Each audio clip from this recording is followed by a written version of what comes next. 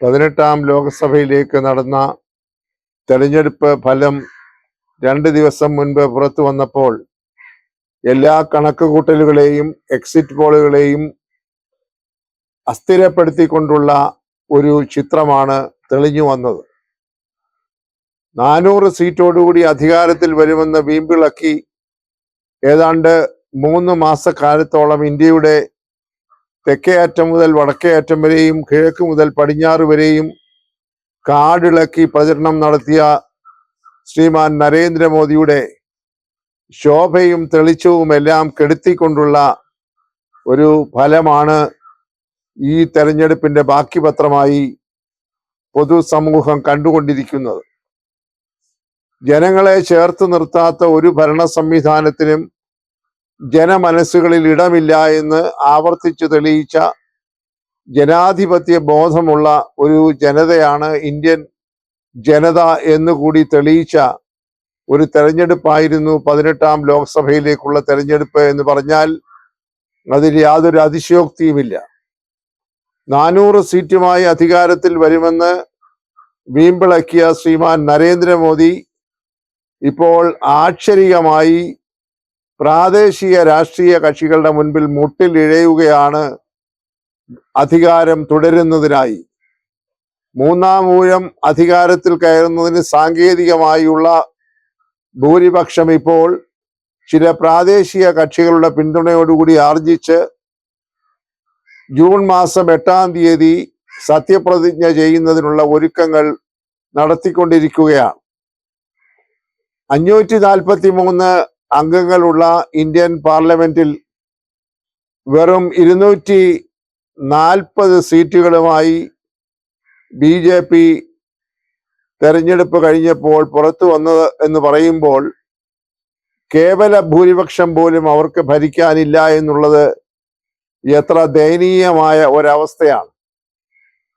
ഒടുവിൽ കേവല ഭൂരിപക്ഷമായ 272 വേണ്ടി ആന്ധ്രയിലെ പ്രാദേശിക കക്ഷികളായ TDP, അതായത് ചന്ദ്രബാബു നായിഡു നേതൃത്വം കൊടുക്കുന്ന 16 സീറ്റുകളുള്ള TDPയുടെയും അതുപോലെ നിതീഷ് കുമാർ നേതൃത്വം കൊടുക്കുന്ന ബീഹാറിലെ പ്രാദേശിക കക്ഷിയായ ജനതാദൾ യുവിന്റെ 12 സീറ്റുകളുടെയും ബലത്തിലാണ് അധികാരത്തിൽ കയറാനായി ഇപ്പോൾ കിണഞ്ഞ് പരിശ്രമിച്ചുകൊണ്ടിരിക്കുന്നത്.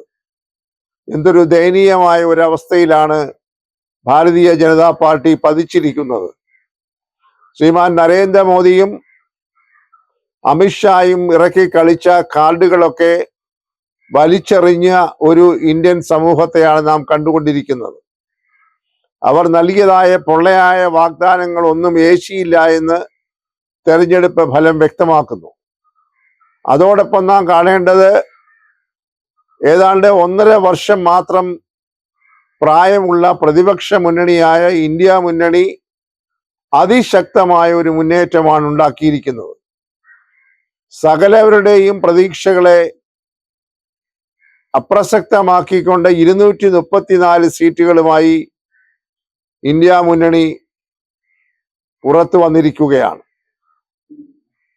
99 സീറ്റുകളോട് ചരിത്രം സൃഷ്ടിച്ചുകൊണ്ട് ഇന്ത്യൻ നാഷണൽ കോൺഗ്രസ് ഇന്ത്യ മുന്നണിയിൽ ഏറ്റവും വലിയ കക്ഷിയായി മാറിയിരിക്കുന്നു. അവർക്ക് ഈ തെരഞ്ഞെടുപ്പിൽ ഉണ്ടായതായ മുന്നേറ്റം എല്ലാവരെയും അത്ഭുതപ്പെടുത്തുന്നതാണ്. അതോടൊപ്പം തന്നെ ഇന്ത്യ മുന്നണിയിലെ മുൻനിരയിൽ നിന്ന് ഉത്തർപ്രദേശിലെ അഖിലേഷ് യാദവ് നയിക്കുന്ന സമാജ്വാദി പാർട്ടിയും അതുപോലെ ബംഗാളിലെ മമതാ ബാനർജി നയിക്കുന്ന തൃണമൂൽ കോൺഗ്രസും അതുപോലെയുള്ള മറ്റ് പ്രാദേശിക കക്ഷികളുമൊക്കെ കൊടുത്ത പിന്തുണയാണ് യഥാർത്ഥത്തിൽ ഈ ഒരു ചിത്രം രൂപീകരിക്കുന്നതിന് ഇടയായത്. ഇവിടെ നാം കാണാൻ പോകുന്നതായിട്ടുള്ള വലിയ ഒരു അസാധാരണമായ ചിത്രം ഒരു കൂട്ടുകക്ഷി മന്ത്രിസഭ കേന്ദ്രത്തിൽ അധികാരത്തിൽ വരുന്നു എന്നുള്ളതാണ്. കൂട്ടുകക്ഷി മന്ത്രിസഭ അധികാരത്തിൽ വരുമ്പോൾ സ്വാഭാവികമായി നേതൃത്വം കൊടുക്കുന്നതായ രാഷ്ട്രീയ കക്ഷിക്ക് ഒരുപാട് വിട്ടുവീഴ്ചകൾ ചെയ്യേണ്ടതായിട്ട് വരും. നേരത്തെ സൂചിപ്പിച്ചതുപോലെ കേവല ഭൂരിപക്ഷം പോലും ഇല്ലാത്ത BJPയെ ഒരർത്ഥത്തിൽ മുൾമുനയിൽ നിർത്തുന്നതിന് സാധിക്കുന്ന രണ്ട് കക്ഷികളായി നിതീഷ് കുമാറിന്റെ ജനതാദൾ യുവും അതുപോലെ ചന്ദ്രബാബു നായിഡുവിന്റെ TDPയും ആയി വന്നിരിക്കുകയാണ്. അപ്പോൾ അവർ നൽകുന്നതായിട്ടുള്ള അല്ലെങ്കിൽ അവർ ഇടയ്ക്കിടയ്ക്ക് നടത്തുന്നതായിട്ടുള്ള ഒരുപക്ഷെ ഭീഷണി പോലും ഈ ഗവൺമെന്റിന്റെ സ്ഥിരതയെ ബാധിക്കുമെന്നുള്ളതാണ് ഏറ്റവും പ്രധാനപ്പെട്ട കാര്യം. ധാരാളം വിട്ടുവീഴ്ചകൾ മോഡിക്ക് നിതീഷ് കുമാറിന് മുൻപിലും ചന്ദ്രബാബു നായിഡുവിന്റെ മുൻപിലും ചെയ്യേണ്ടതായിട്ട് വരും. ഇപ്പോൾ തന്നെ അതിന്റെ സൂചനകൾ ലഭിച്ചു കഴിഞ്ഞു. സുപ്രധാനമായ വകുപ്പുകളോടുകൂടി 6 ക്യാബിനറ്റ് മന്ത്രിമാർ വേണമെന്ന് ചന്ദ്രബാബു നായിഡു ഇതിനോടകം ആവശ്യപ്പെട്ട് കഴിഞ്ഞു. കൂട്ടത്തിൽ സ്പീക്കർ സ്ഥാനവും. ഒട്ടും മോശമല്ലാത്ത രീതിയിലാണ് നിതീഷ് കുമാറിന്റെയും ഡിമാൻഡുകൾ. വളരെ കാതലായ വകുപ്പുകൾ കൈകാര്യം ചെയ്യുന്ന 4 കേന്ദ്രമന്ത്രിമാരെങ്കിലും ക്യാബിനറ്റ് റാങ്കിൽ ഉണ്ടാകണം എന്ന നിർദ്ദേശമാണ്, ആവശ്യമാണ് നിതീഷ് കുമാർ മുന്നോട്ട് വെച്ചിരിക്കുന്നത്. സ്വാഭാവികമായി അവരുടെ സമ്മർദ്ദത്തിന് ഒരളവ് വരെയെങ്കിലും വഴങ്ങിയെങ്കിൽ മാത്രമേ അധികാരത്തിൽ തുടരാൻ കഴിയുകയുള്ളൂ എന്ന അതിദയനീയമായിട്ടുള്ള ഒരു ഘട്ടത്തിലാണ് ഇപ്പോൾ ഭാരതീയ ജനതാ പാർട്ടി എത്തിപ്പെട്ടിരിക്കുന്നത്. എന്തൊരു തരത്തിലുള്ള പ്രചരണമായിരുന്നു നരേന്ദ്രമോദി ഇന്ത്യയിൽ നടത്തിയത്. പ്രതിപക്ഷ കക്ഷികളെ എല്ലാം തകർത്തുകൊണ്ട് 3ാം ഊഴം അധികാരത്തിൽ വരുമെന്ന് ഇന്ത്യ മുഴുവൻ ആവർത്തിച്ച് പ്രചാരണം നടത്തിയപ്പോൾ ജനങ്ങൾ അതിന് ശക്തമായിട്ടുള്ള മറുപടിയാണ് കൊടുത്തത്. എതിർ ശബ്ദത്തെ ഇല്ലാതാക്കുവാൻ അധികാരത്തിലിരുന്നു കൊണ്ട് അധികാരത്തിന്റെ ധാർഷ്ട്യം ഉപയോഗിച്ചുകൊണ്ട് എല്ലാ മാർഗങ്ങളും സ്വീകരിച്ചപ്പോൾ ഒരുപക്ഷെ ഇങ്ങനെയുള്ള ഒരു തിരിച്ചടി നരേന്ദ്രമോദി പ്രതീക്ഷിച്ചിട്ടുണ്ടാവുകയില്ല. 2 മുഖ്യമന്ത്രിമാർ ഇന്ത്യയുടെ ചരിത്രത്തിൽ ആദ്യമായി ജയിലിൽ അടയ്ക്കപ്പെട്ട ഒരു പശ്ചാത്തലത്തിലാണ് ഈ തെരഞ്ഞെടുപ്പ് നടന്നത്. അതിൽ ഒരു മുഖ്യമന്ത്രി കേജ്രിവാൾ താൽക്കാലിക ജാമ്യം എടുത്തുകൊണ്ടാണ് അദ്ദേഹം പുറത്തു വന്ന് ഏതാനും ചില ദിവസങ്ങൾ പ്രചരണ രംഗത്ത് ആഞ്ഞടിച്ച് നിന്നത്. അദ്ദേഹം ഇതാ വീണ്ടും ജയിലിലേക്ക് മടങ്ങിയിരിക്കുന്നു. ജാർഖണ്ഡിലെ മുഖ്യമന്ത്രി ശ്രീ ഹേമന്ത് സോറൻ ഇപ്പോഴും ജയിലിൽ കഴിയുകയാണ്. ഇന്ത്യയുടെ ചരിത്രത്തിൽ ആദ്യമായിട്ടാണ് ഈ ഒരു ദുസ്ഥിതിയിൽ ഒരു പാർലമെന്റ് തെരഞ്ഞെടുപ്പ് നടക്കുന്നത്. നേരത്തെ പറഞ്ഞതുപോലെ അധികാരത്തിന്റെ ഗർവും അഹങ്കാരവും അതുപോലെ തന്നെ അതിന്റെ ധാർഷ്ട്യവും ഒക്കെ ഉപയോഗിച്ചുകൊണ്ട് എതിർ ശക്തികളെ കീഴ്പ്പെടുത്താൻ നടത്തിയ ഹീനമായ ശ്രമങ്ങൾക്ക് ഇന്ത്യൻ ജനത തക്കതായ മറുപടി കൊടുത്തിരിക്കുന്നു. ശ്രീമാൻ രാഹുൽ ഗാന്ധി നടത്തിയതായ ഭാരത് ജോഡോ യാത്രയും ഭാരത് ന്യായ യാത്രയും ജനങ്ങൾ നെഞ്ചോട് ചേർത്ത് വെച്ചു എന്നതും നാം ഇവിടെ കാണേണ്ടതായിട്ടുണ്ട്. ജനമനസ്സുകളെ തൊട്ടറിയുന്ന ഭരണാധികാരികളായിരിക്കണം ഒരു രാജ്യത്തുണ്ടാകേണ്ടത് എന്ന വലിയ സന്ദേശമാണ് ഈ തെരഞ്ഞെടുപ്പിൽ ഇന്ത്യയിലെ 64 കോടിയിലധികമുള്ള വോട്ടർമാർ പ്രകടിപ്പിച്ചിരിക്കുന്നത്.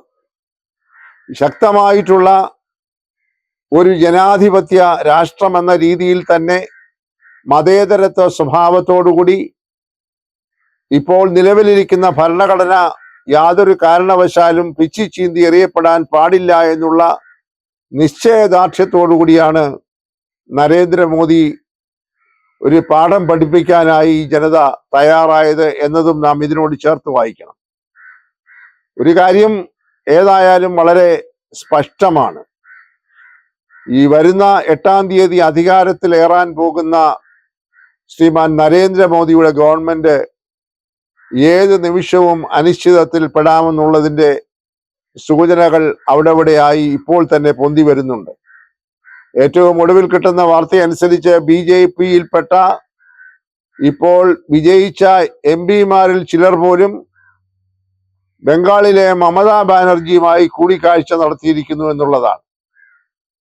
അതുകൊണ്ട് വളരെ അസ്ഥിരതയുള്ള ഒരു ഗവൺമെന്റ് ആണ് അധികാരത്തിൽ കയറാൻ പോകുന്നത് എന്നുള്ളത് ആശാവഹമായിട്ടുള്ള ഒരു കാര്യമല്ല. സുസ്ഥിരമായ ഒരു സർക്കാർ ഉണ്ടാകണമെന്നാണ് ജനങ്ങൾ ആഗ്രഹിക്കുന്നത്.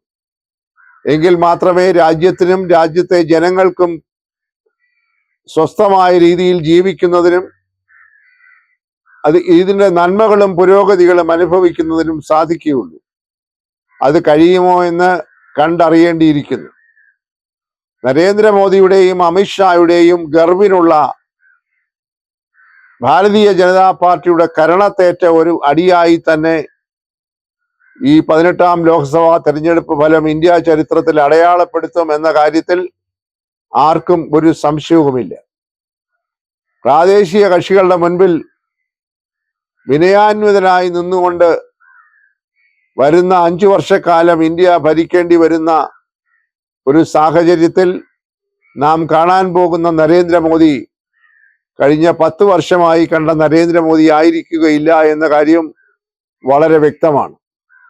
എല്ലാറ്റിനെയും കടത്തിവെട്ടി സർവാധികാരങ്ങളും കേന്ദ്രീകരിച്ചുകൊണ്ട് ബിംബവൽക്കരിച്ചുകൊണ്ട് കാഷായ വേഷം അണിഞ്ഞുകൊണ്ടൊക്കെ കാട്ടിയ നാടകങ്ങളൊക്കെ പൊളിഞ്ഞു പാളീസായിരിക്കുന്നു എന്നതും കൂടി നാം ഇതിനോട് ചേർത്ത് വായിക്കണം.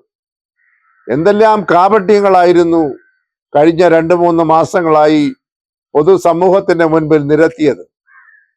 വേഷമണിഞ്ഞുകൊണ്ട് ഞാൻ ദൈവപുരുഷനാണ്, പ്രതിപുരുഷനാണ് എന്നൊക്കെ പറഞ്ഞ് മൗനിയായി ധ്യാനത്തിലിരുന്ന് ജനങ്ങളെ കബളിപ്പിക്കാമെന്നൊക്കെ വിചാരിച്ചപ്പോൾ ആ മുഖം മൂടിയൊക്കെ വലിച്ചെറിഞ്ഞ ഒരു ജനതയാണ് അദ്ദേഹത്തിന് കാണേണ്ടി വന്നത്.